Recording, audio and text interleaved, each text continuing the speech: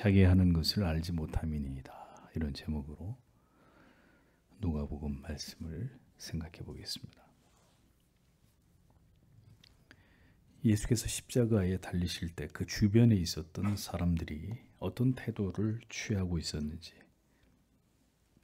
예수께서는 무지하고 어리석은 자들에게 어떤 능욕을 당하셔야만 됐는지, 오늘의 본문은 우리에게 그 가슴 아픈 상황을 설명해 주고 있습니다. 32절 33절을 보면, 그리고 다른 두 행악자들도 그와 함께 죽임을 당하려고 끌려갔다. 그리고 그들이 해골이라 부르는 그 장소 위에 왔을 때 거기서 그들이 그와 행악자들을 십자가에 못 박았다. 하나는 오른쪽에, 다른 하나는 왼쪽에, 이렇게 기록이 되어 있습니다. 예수님의 사역은 단독으로 이루어지지 않았습니다. 두 행악자 마태와 마가는 이들을 강도라고 표현했는데 그들은 모두 범죄자들이었습니다. 빌라도는 신성모독죄와 반란죄로 예수님을 처형하면서 이 두 범죄자들도 함께 처형하도록 했습니다. 이것은 이사야 53장 12절의 예언처럼 그가 자기 영혼을 버려 사람에 이르게 하며 범죄자 중 하나로 헤아림을 입었음이니라 라는 말씀을 이루게 하기 위함이었습니다. 예수님은 전혀 죄가 없으신 순결 그 자체이신 분이지만 주님은 흉악한 죄인들과 함께 같은 부류로 취급을 당하신 것입니다. 언제나 죄인들과 함께 하셨던 그리스도의 생애를 보십시오. 그분은 부자와 귀족들과 권력자들과 함께 공생애의 대부분의 시간을 보내지 않으셨습니다. 주님은 늘 죄인들과 함께 하셨습니다. 죄인들과 함께 먹고 마시고, 죄인들과 주무셨고, 죄인들을 고치셨고, 죄인들에게 천국 복음을 가르치셨고, 마침내 죄인들 틈에서 죽임을 당하셔야 했습니다. 그리고 주님은 지금 이 마지막 십자가 위에서조차도 이 흉악한 두 죄인 중에 한 사람에게는 놀라운 자비를 베풀어 주고 계셨습니다. 가장 고결한 분이 가장 추악한 존재들에 대해서 끝까지 포기하지 않으시고 그들을 사랑하시는 이 모습, 이것이 바로 복음 그 자체입니다. 지극히 높으신 분이 버러지보다 못한 죄인들을 위해 이 땅에 오셔서 그들을 위해 자기를 버리신, 끝없이 그들을 사랑하신, 그것이 복음이 우리에게 말씀하고자 하는 바입니다. 이 사랑이 바로 우리에게, 여러분에게 임한 것이라는 사실을 잊어서는 안 됩니다. 그러므로 주님을 닮는다는 것은, 우리가 예수를 믿어 주님을 닮는다는 것은 예수 그리스도처럼 아래로 내려가는 것입니다. 우리가 볼 때 가망 없어 보이는 사람들, 그들의 영혼을 끝까지 포기하지 않는 것이 가장 주님을 닮는 것입니다. 내가 볼 때 가장 소망 없어 보이는 사람들, 여러분의 가족이 될 수도 있습니다. 가장 소망 없어 보이는 내 남편, 내 아내, 내 부모님, 내 자식이 될 수도 있는 거죠. 그러나 그 영혼들을 끝까지 포기하지 않는 것, 그게 그리스도를 닮는 것입니다. 언제나 우리는 죄인들에게 다가와서 복음을 전하고 소망 없는 그 영혼들에게 그리스도의 사랑을 전해야 될, 그것이 우리가 살아가는 이유다라는 사실을 잊지 말아야 합니다. 그럼에도 불구하고 성도 여러분, 우리 자신을 보세요. 우리는 우리에게 조금만 싫으면 그 사람과 말하지 않으려고 합니다. 상대하지 않으려고 하고 다가가기조차도 싫어합니다. 예수님은 죄인을 위한, 오롯이 죄인을 위한 삶을 이 땅에서 사셨는데도 우리는 내게 싫은 사람 조금도 그것을 들어넘기고 보아넘기려고 하지 않습니다. 그런 모습은 그리스도와 너무 동떨어진 우리의 죄성이라는 것을 알고 언제나 죄인과 함께 하신 주님처럼 우리도 여전히 복음을 거부하는 자들, 우리 마음에서 거절되는 사람들 다가가고 그들에게 또 다가가서 그들 곁에서 그들을 구원으로 인도해야 될 사명을 우리는 계속해서 감당해 나아가는 자들이 되어야 합니다. 주님은 죄인들을 위해서, 바로 저와 여러분을 위해서 이 땅에 오신 하나님의 아들이셨습니다. 우리에게 모든 것을 내어주시기 위해서 강림하신 메시아, 우리의 구주이셨습니다. 주님이 십자가에 달리신 곳은 해골이라는 의미를 가진 골고다였습니다. 골고다는 아람어로 골골타, 이것을 헬라어로 음역한 것입니다. 이 지명이 해골이 된 것은 이곳에 처형된 죄인들의 해골들이 흔히 이렇게 굴러다니는 그런 이유 때문에 골고다, 해골이라는 지명이 붙었다는 설이 있고, 또 하나는 그 지형이 멀리서 보면 마치 그 바위산, 그것이 해골처럼 생겼기 때문이라는 두 가지 설이 있습니다. 중요한 것은 이러한 흉악범들, 흉악한 사형수들이 처형되는 곳에서 하나님의 아들께서 십자가에 달려 죽임을 당하셨다는 사실입니다. 주님은 이 땅에 오실 때도 왕궁에 오셨습니까? 비단 벨벳에 예수님의 몸이 뉘어졌나요? 말 구유에, 베들레헴 말 구유에 오셨고, 이 땅에서 생애를 끝마치시던 곳도 해골이라는 이름의 사형수들이 죽어가는 음산한 장소였습니다. 하나님의 아들로 이 땅에 오신 메시아께서는 그렇게 출생에서부터 죽음에 이르기까지 오직 죄인들의 대속을 위한 이 한 가지 사명을 위해서 살다가 다시 하나님께로 돌아가셨습니다.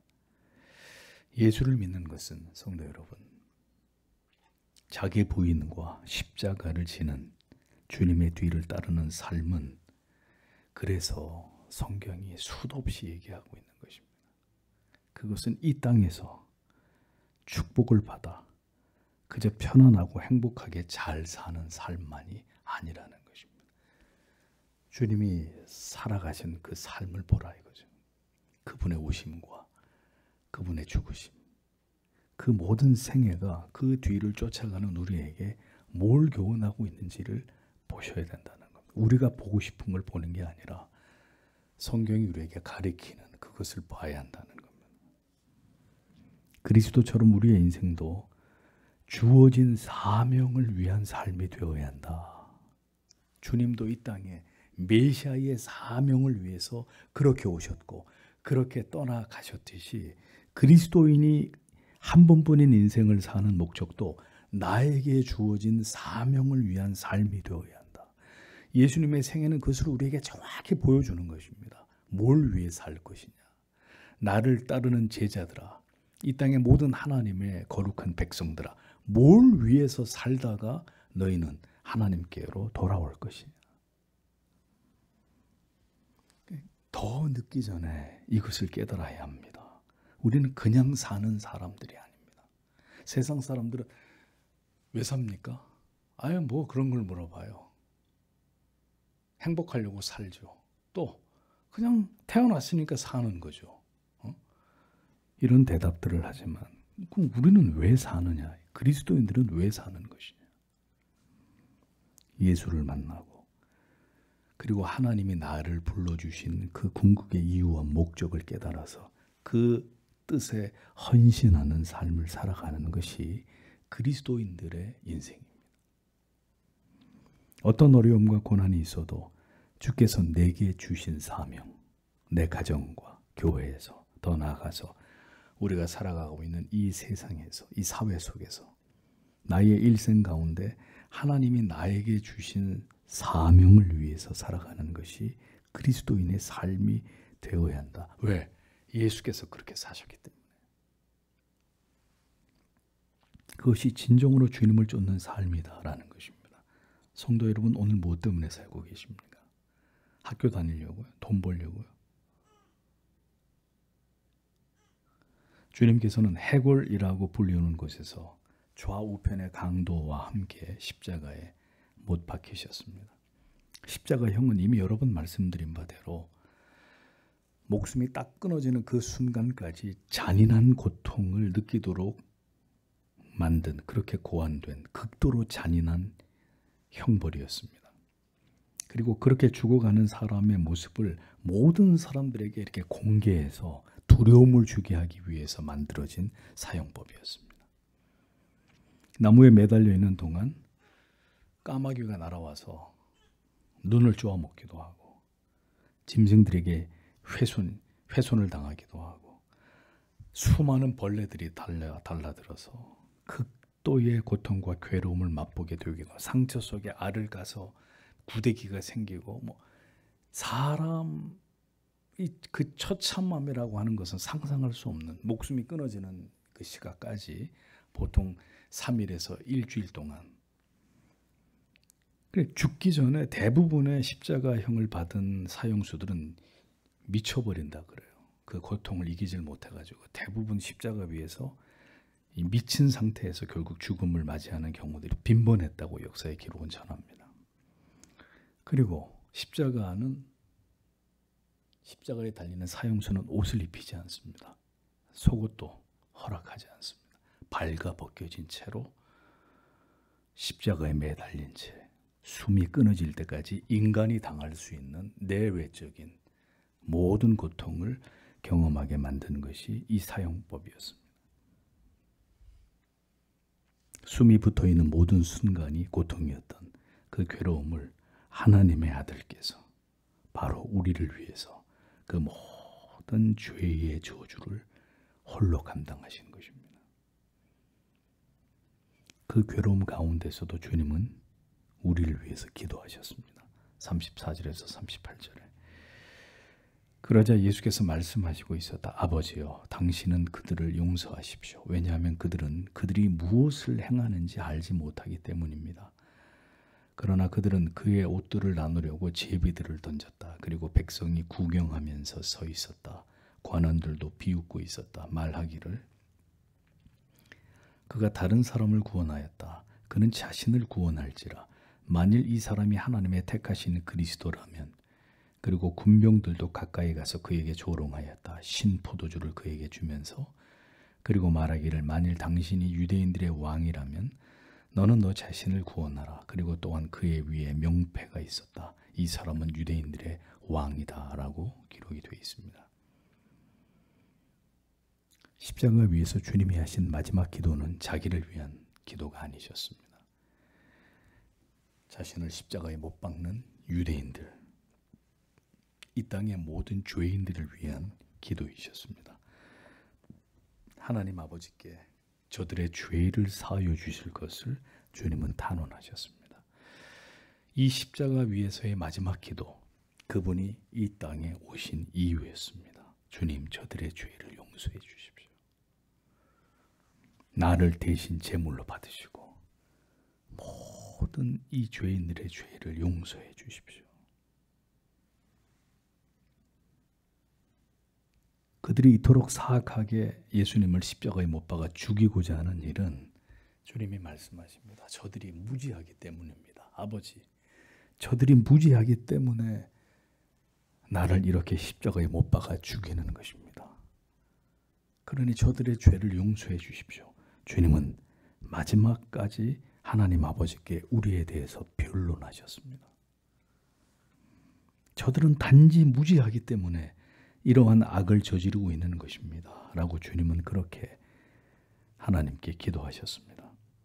그토록 구약의 여러 선지자들이 메시아에 대해서 예언했고 구약의 여러 제도와 법이 성막과 여러 제사법과 구약의 수많은 말씀들이 바로 이 예수 그리스도를 예표하고 상징하고 있었는데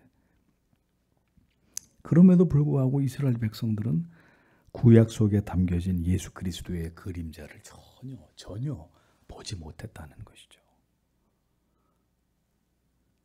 그 결과는 이 땅에 오신 하나님의 아들을 십자가에 못 박아 죽이는 것이었습니다. 무지는 모를 수도 있지. 어떻게 다 아나? 무지는 무지할 수도 있는 것이 아니라 무지한 가운데 우리가 하나님을 신앙하는 모든 것이 여러분 예수를 십자가에 못 박아 죽인 것과 동일하게 하나님을 향한 죄가 될 수 있다는 것을 알아야 합니다. 유대인들이 그 구약의 수많은 하나님의 아들에 대한 예언과 예표와 상징을 거기에 대해서 무지했기 때문에 이 땅에 오신 하나님의 아들을 보고도 그를 십자가에 못 박아 죽였듯이 오늘도 교회를 다니고 예수를 믿습니다. 그런데 무지합니다. 도대체 성경이 뭘 말씀하고 있고 무엇이 진정한 복음이고 구원에 이르는 믿음인지 아무것도 아는 게 없단 말입니다. 자, 그렇게 되면 무지의 결과 하나님의 아들을 십자가에 못 박은 것처럼 우리도 동일한 종류의 그 같은 죄를 하나님 앞에서 범할 수 있다.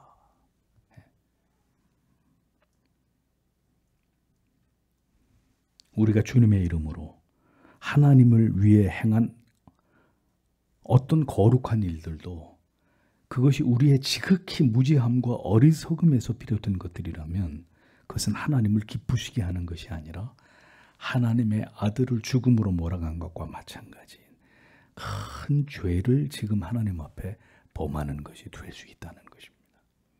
그래서 종교개혁가들은 그 무지했던 로마 가톨릭의 그 모든 것을 벌거벗기면서 그 추악함을, 그 인간 중심의 하나님의 말씀을 왜곡하고 변질시킨 것을 철저하게 폭로하면서 다시 성경으로 돌아가야 된다고 역설했던 것입니다. 여러분, 뭐가 다르죠? 500년이 지난 지금 종교개혁이 일어난 그 시대와 지금 교회는 뭐가 달라졌습니까? 하나님의 말씀에 대해서 뭘 얼마나 더 정교하게 이해하게 됐고, 그래서 성경이 말하는 그 가치를 따라서 예배를 드리고 성찬을 행하고 교회가 권징을 실시하면서 그 교회의 거룩성을 지키기 위해서 오늘 얼마나 많은 교회들이 그것이 교회가 존재하는 목적 삼아 하나님을 신앙하고 있는지를 생각해 보라 이겁니다. 도대체 뭐가 달라졌냐는 거죠. 주님이 그토록 천국의 복음을, 참된 구원의 길을 가르쳐 주셨어도 무지했던 이스라엘 백성들은 메시아를 결국 십자가에 매달아 죽였듯이 오늘도 예수를 믿고 교회를 다니지만 이 진리의 말씀에 율법과 복음이 우리에게 무엇을 가르치고 있는지를, 무엇이 참된 믿음인지를 이해하지 못하게 되면 우리는 여전히 무지한 가운데서 하나님을 향해 계속 죄를 범할 수 있다는 것을 알아야 한다는 것입니다. 여러분, 신앙에서 무지한 것만큼 위험한 것이 없다. 여러분들에게 누누이 드린 말씀. 신앙 안에서는 무지해도 하나님이 다 봐주셔. 그거 뭐 다 알아야 될 필요가 뭐가 있나? 예수 믿고 천국 가기만 하면 되는 거지. 그런데 그렇지가 않습니다. 신앙에서 무지한 것은 가장 위험한 것이고 우리의 구원을 뿌리채 흔들어 놓을 수도 있는 가장 치명적인 어리석음이 무지가 될 수 있다는 것입니다.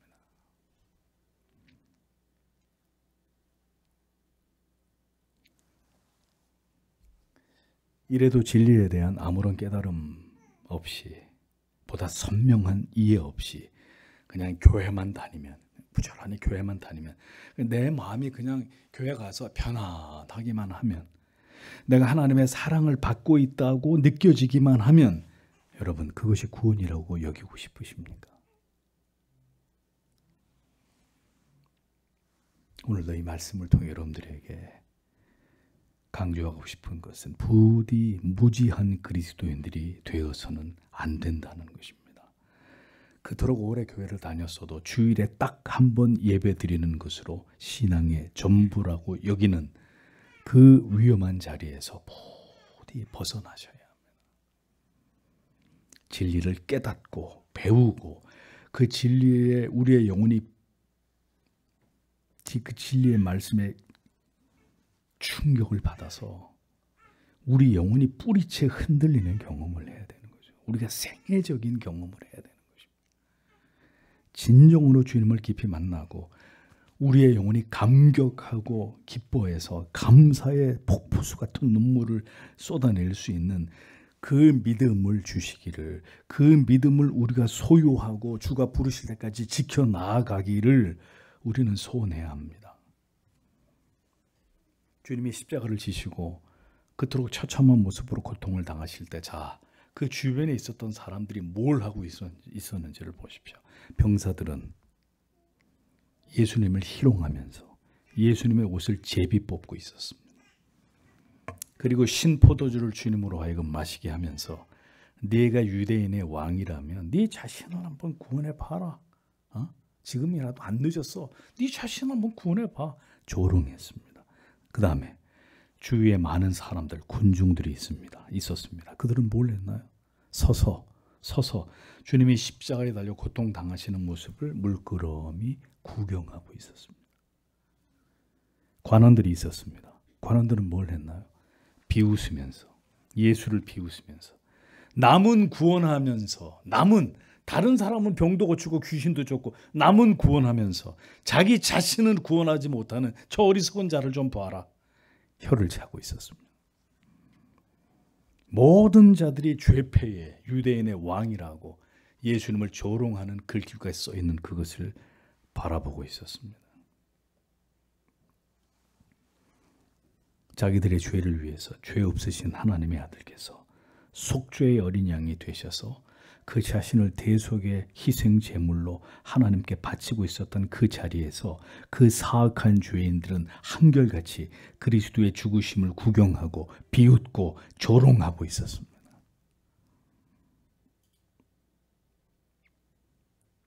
오늘도 지금 이 시대에도 예수님의 그 빛나는 이름은 여전히 이 사악한 죄인들에게 조롱과 멸시의 대상이 되고 있습니다.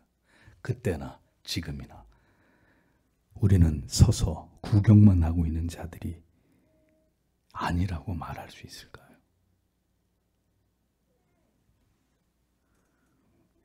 그토록 사람들이 기독교를, 교회를, 복음을, 예수 그리스도를 비웃고 혐오하고 무관심해하면서 살아가고 있는 이 시대나 예수님이 십자가에 달려 그토록 처참한 모습으로 죽어가시는데도 조롱하고 비웃고 서서 구경하고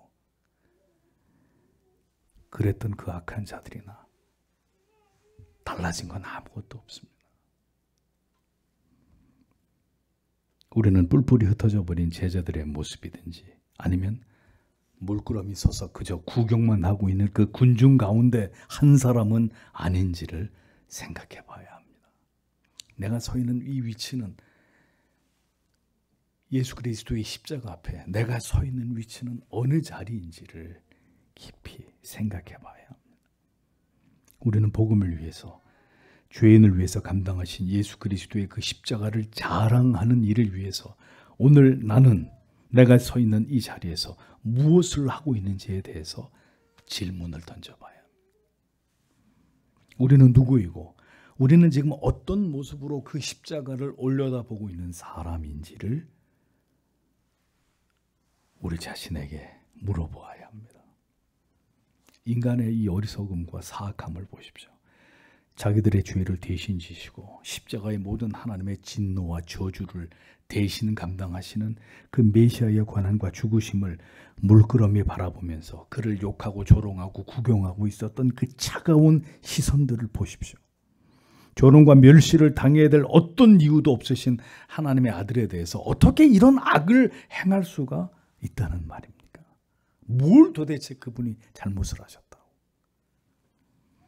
자기들의 죄를 위해서 고통의 죽음을 맞이하고 계신 하나님의 아들에게 그들은 온갖 조롱과 모욕과 비웃음으로 일관하고 있었습니다. 하나님의 택하신 그리스도여든 네가 유대인의 왕이거든 스스로 자신을 구원해 봐라.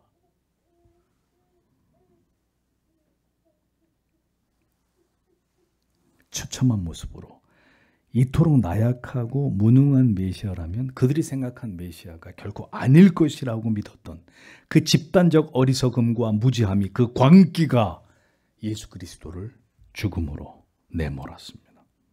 우리가 생각하는 하나님, 우리가 생각하는 구원, 우리가 생각하는 예수를 믿은 삶의 대가, 그것이 진리와 다르면 이처럼 하나님의 아들에게까지도 이 같은 악을 행할 수 있는 그것이 바로 우리의 무지, 죄악이고 우리에게 가득 차 있는 인간의 머리에서 나온, 인간의 마음에서 나온 악이라는 것을 성경은 우리에게 분명하게 말씀하고 있는 것입니다.